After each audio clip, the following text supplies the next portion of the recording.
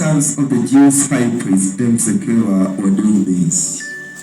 But the evil spirit answered them, Jesus I know, and Paul I recognize. But who are you? And the man in whom was the evil spirit leaped on them, mastered all of them and overpowered them, so that they fled out of that house naked and wounded. And this became known to all the residents of Ephesus, both Jews and the Greek, and the fear fell upon them all, and the name of the Lord Jesus was exalted. Jote pago chiko achako gi pagade to jo yaudi moko mane wuotho koni gi koni ka golo jo chiende bende notemo luongo nying Ruoth Yesu ka gigolo jo chiende. Ne giwacho niya, in jachien marach, agolo e nying Yesu ma Paulo lando. Jadolo moro maduong' mar jo Yahudi ma nyinge Skewa ne nigi yawuowi abiriyo mane timo kamano. To jachien nodwokogi ni, ang'eyo Yesu kendo Paulo bende ang'eyo. To un ng'a gini? Eka ng'at man gi jachien nopor kuomgi mohewogi giduto mine giringo gia e ode duge ka gigonyore ka gihinyore marach. Apaka biro jo Yahudi kod joma ok jo Yahudi duto mane odak Efeso nowinjo wachno.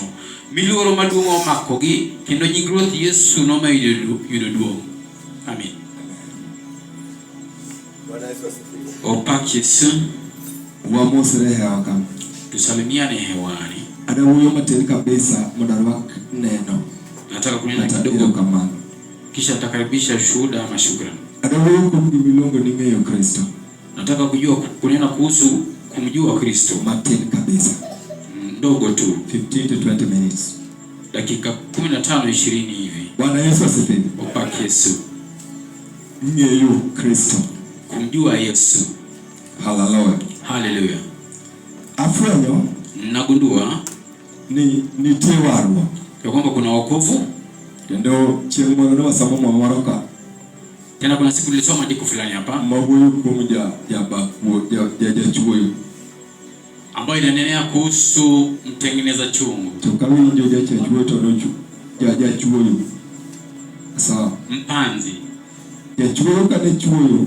Mpanzi alipokuwa anapanda, to mmoja akawoita tawinjo kaen ng'amba ne chuoyo bilongo ni broadcasting kata ne nokira kodhika.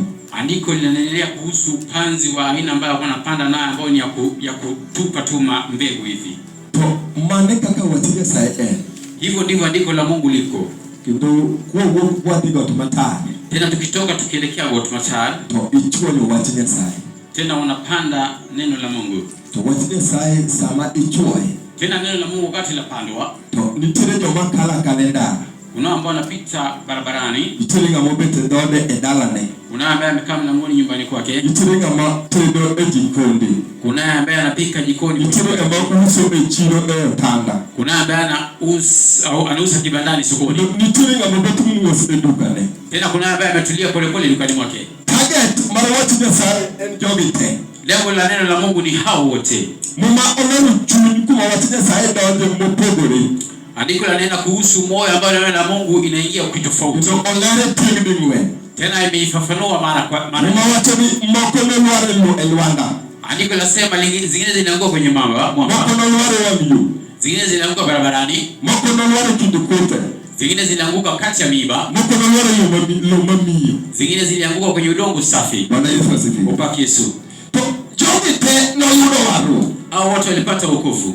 Upaki Yesu waru. Asifiwe Mwokozi. Mwoto ni jogite no yudo waru. Andiko lasema hao watu walipata wokovu. Ndio kama ndio watija sae. Tena nikisikia neno la Mungu. Mtani jogite no bile odinya sae. La niambia kwamba hao watu walikuja kwenye nyumba ya Mungu. Maana kaka kavuno wanabida. Jinsi kama leo tuko bila. Upaki Yesu Nazareti. Asifiwe Nazareti. To kama tusibile odinya sae.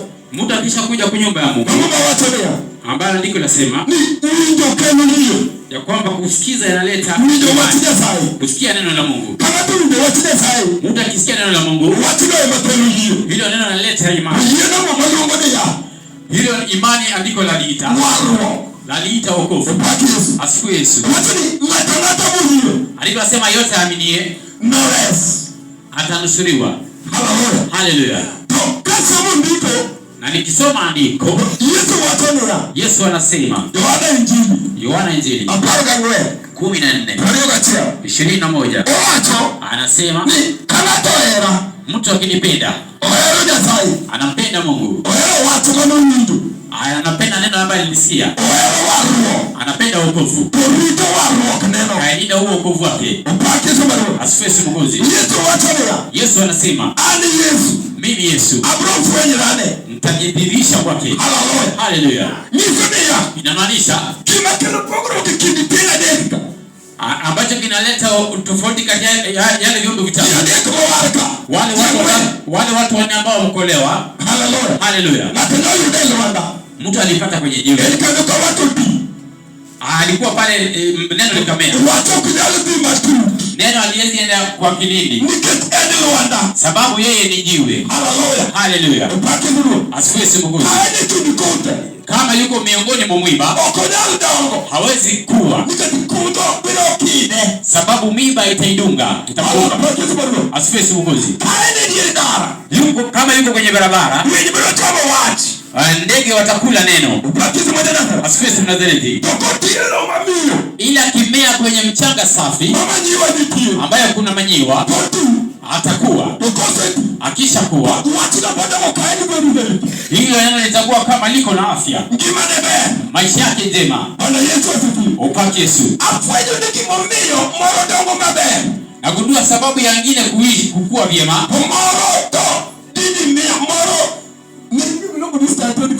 Ile ingine kuna kudidimia. Imedidimia. Kuna kudidimia. Asifiwe Yesu.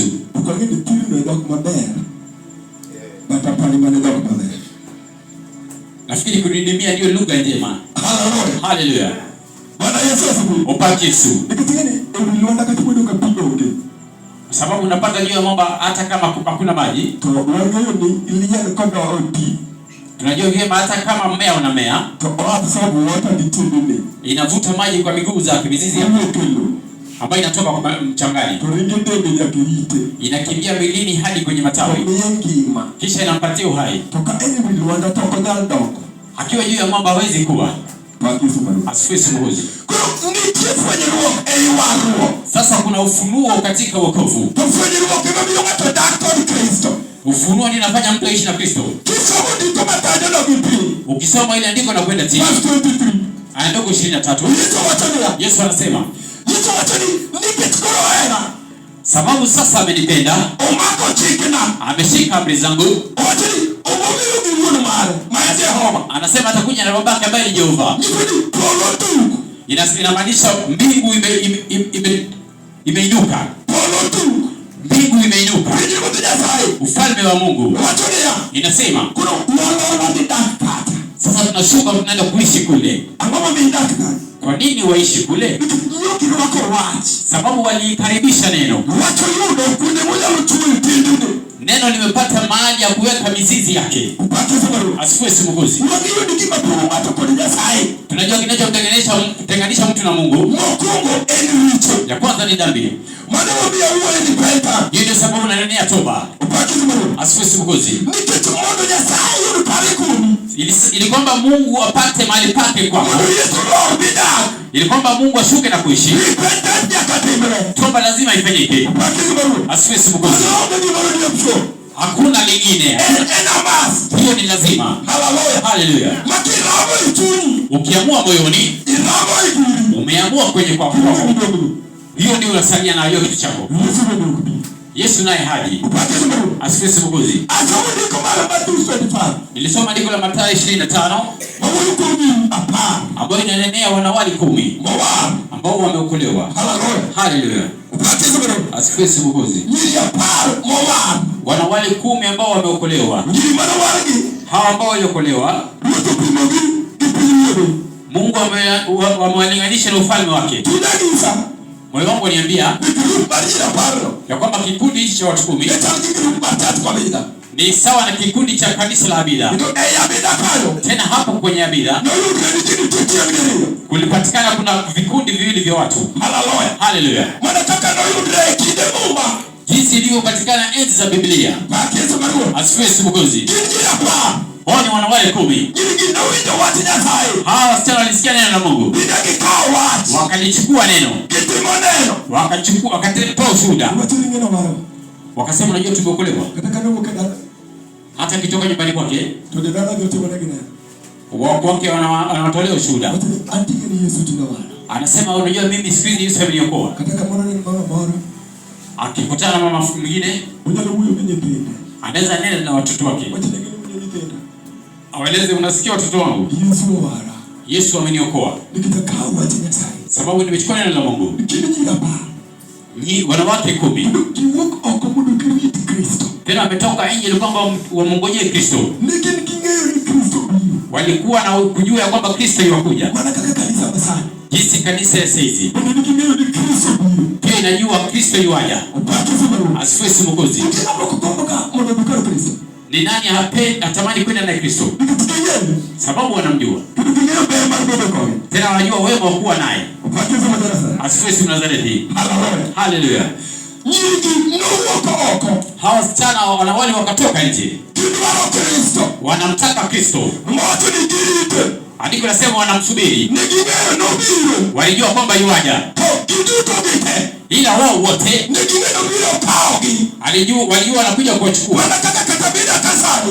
Kama ilivyo bid'a hapa saizi. Tukiwa kwa nyumba ya Mungu hapa. Tunajua ni Yesu anakuja. Na anakuja kuchukua kwenye unyakuzi. Ni kwamba tuje tule uzima wa milele. Haleluya. Hivyo ndivyo wanawali walijua. Andiko nasema wakati ulifika. Asifiwe Mwokozi. Wakati kama ulifika, inapatikana hao wanawali wengine walikuwa wa busara. Hao wengine kumbe walikuwa wapumbavu.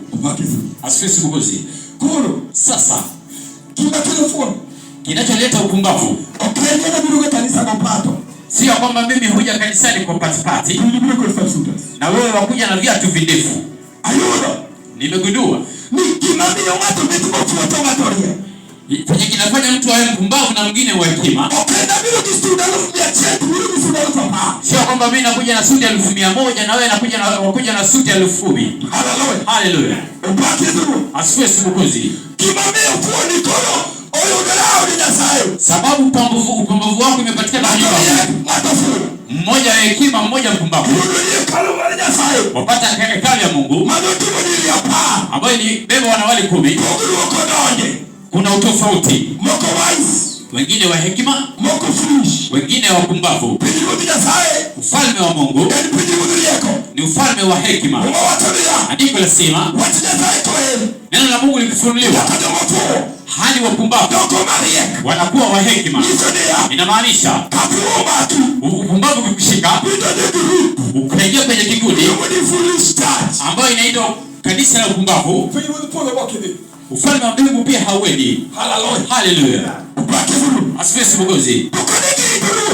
Kama walikuwa wanamsubiri mfalme, andiko lasema usingizi ikaja. Usingizi ikaja. Asifiwe mfalme.